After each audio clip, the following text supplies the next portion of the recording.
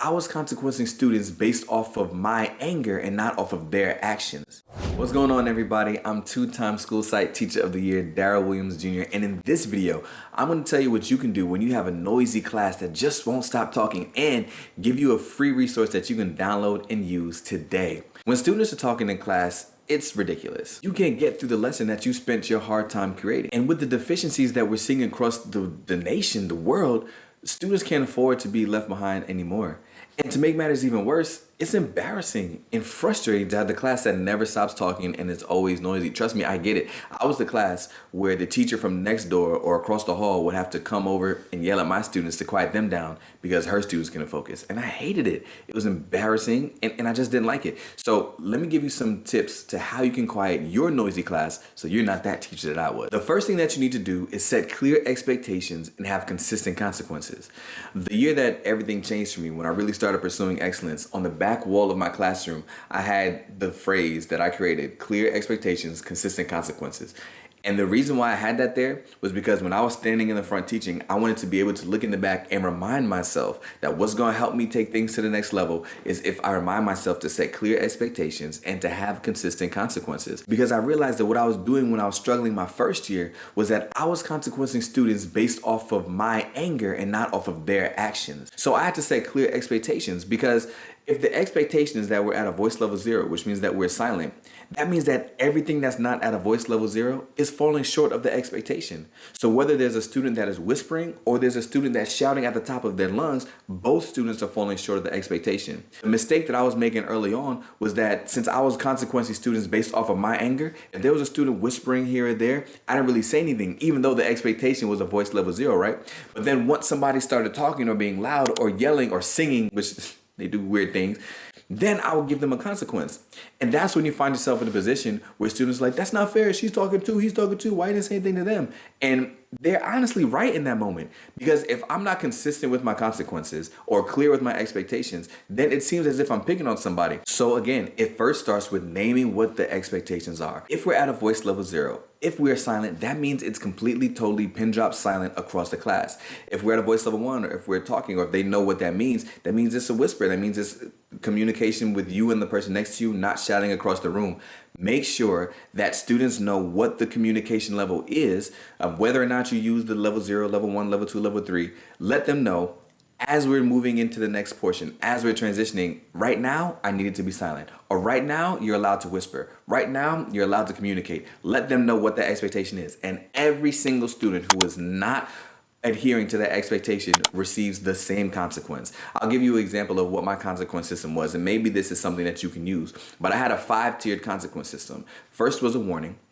Second was a loss of a privilege, which for some of us, if you're still using Class Dojo in middle school, maybe you lose a dojo point, or loss of talking privilege during lunch. I think a lot of schools in the nation, you can't actually take recess, but losing some sort of privilege, maybe you lose 5-10 minutes off of free time, whatever it is, loss of a privilege, then a seat change, then parent contact, then tab out or take a break out in another classroom where I'm not sending you to administration yet, but you're going to another teacher. And anytime I send somebody out of class, that also comes with parent contact. The reason why that is so important is because, one, at each level, students know that they're falling short of the expectation because I name that for them. I'm letting them know you're receiving a warning because.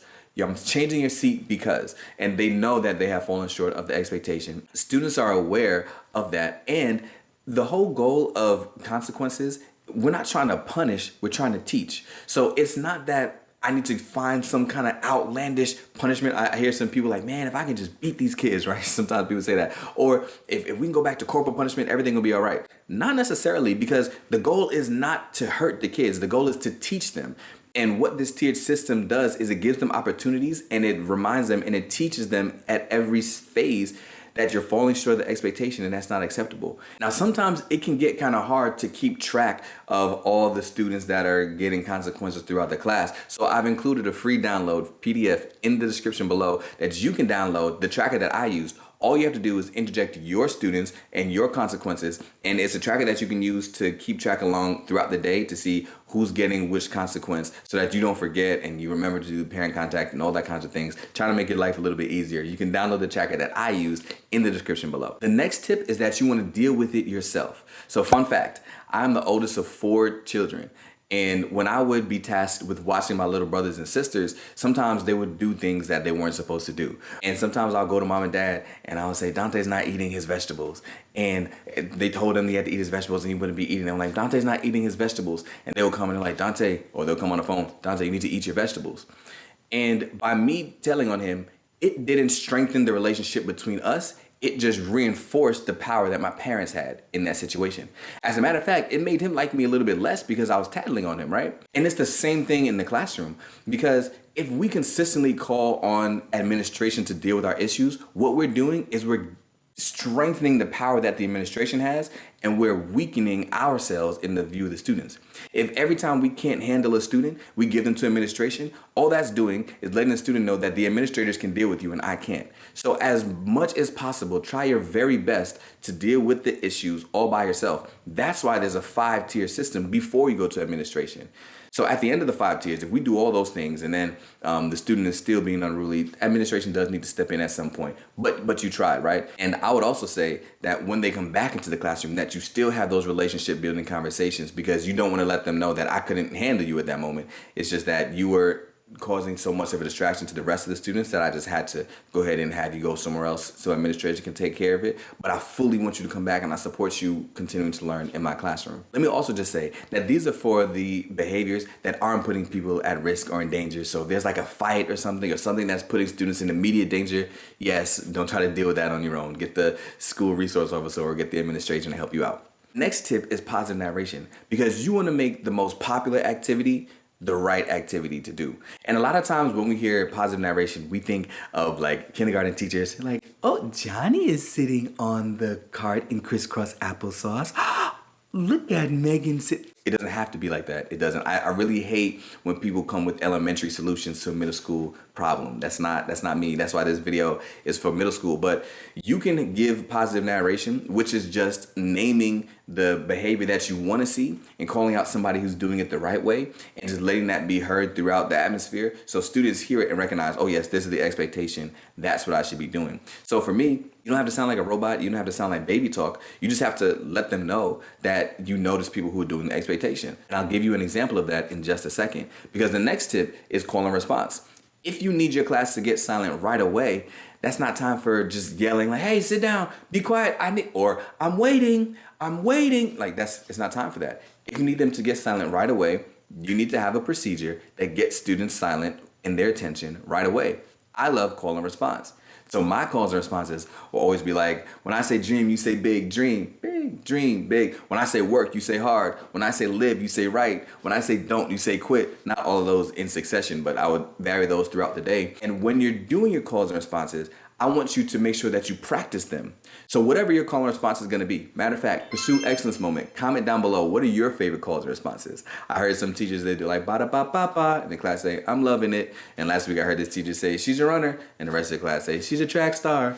Don't know how I feel about that, but what are some of your favorite call and responses? But the most important thing is that you practice it, because you want students to know that when I use this phrase, when I make this call and response, your job is to respond, to get silent, and to focus in on me, because whatever is coming next is important.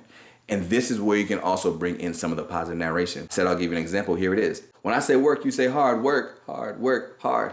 Awesome, great. This whole table is sitting silent, looking at me. Thank you, James, for focused, being locked in. All right, here's what I need you to know, right? So my positive narration wasn't, oh, good job, little bit. Like it wasn't that. It also wasn't robotic. It was my natural flow, but I'm just calling out people who are doing things the right way. Once I gave my call and response, this whole table was silent. I highlighted them. I called them out. So now all the other tables like, oh yeah, it's time to be silent. I called out James for focusing in on me. And once everybody was silent, I was ready to give them the next instructions. Okay, now these last few tips are more preventative measures. If you put these things in place, you would have less need to use the tips that I gave earlier, because students would be talking in your classroom less. What you want to make sure of is that you have a short, engaging lesson. In middle school, no more than 15 minutes, right? Because you have to understand the attention span and the ability for your students to sit and listen. That's not going to be more than 15 minutes. And I even think 15 minutes is stretching it. So your direct instruction should not take more than 15 minutes. I love the phrase, be brief, be bright, be fun, be done. If you planned to do more than 15 minutes worth of instruction, like for example, say you wanted to do a 30-minute eukaryotic and prokaryotic cell lesson, That's 2 different lessons. That's 15 minutes on prokaryotic cells, 30 minutes of practice, and that's 15 minutes on eukaryotic cells, 30 minutes of practice, right? So you can break things down as much as you need to so that just cover whatever you can in 15 minutes, because after that, you're gonna lose them anyway. And also, that's when they're getting antsy, that's when they're getting restless, and that's when they're gonna start talking. And that now spills over to being their expectation for when they come into your class. They know you're just about to get up there and talk for the whole time. So next week when they come in, they're just talking. They don't even give you the 15-minute grace period anymore. They just come in and start talking. They tune you out from the jump because they know this class is about to be boring. That's what they're gonna say. Or even if you're really fun and engaging, this class is boring. This class is gonna take too long. She's gonna talk the whole time. So practice not doing more than 15 minutes. And I suggest another tip, even chunking within that 15 minutes. I love the 4-to-1 teacher talk to student talk ratio. So over a 5-minute block, you would be speaking for 4 minutes, and then you have 30 seconds to a minute for students to reflect over what has taken place in that 4 minutes. So over a 5-minute block, you're teaching for the first 4 minutes, and whatever point you get to, stop, allow students to turn and talk, or stop and jot, or ask a question, whatever it is, for 30 seconds about what just took place over the last 4 minutes. Now I can get into the next 4-minute chunk. So in your 15-minute mini lesson, if you're going all the way up to 15 minutes, there should be 3 points in which you stop and allow students to reflect along the way. They can, again, this gives them opportunity to talk, this gives them opportunity to reflect, and it really helps with retaining the information. The next tip is to always have something to do, because when they don't have something to do, they'll find something to do. And that's typically not the same thing you want them to do, right? And disinterest leads to disruption. So always have something for students to do, not just what is on the board, but what if they finish early? What if that's too hard for them? Ask yourself these questions. Every student should always have something to do for the duration of the time that they're in your class. And another preventative tip is to have constant communications with parents. But if you are afraid to talk to parents, or you just want to make sure that you're talking to parents in an effective way, I recorded a video about that, how to effectively communicate with parents. Check that out, linked right here. In the next video, we're going to talk about how to pull effective small groups in middle school. So subscribe so that you don't miss that by clicking right there. And that video is for if you want some more classroom tips, because my man Tom has some great ones. So check those out, and I'll see you in the next video.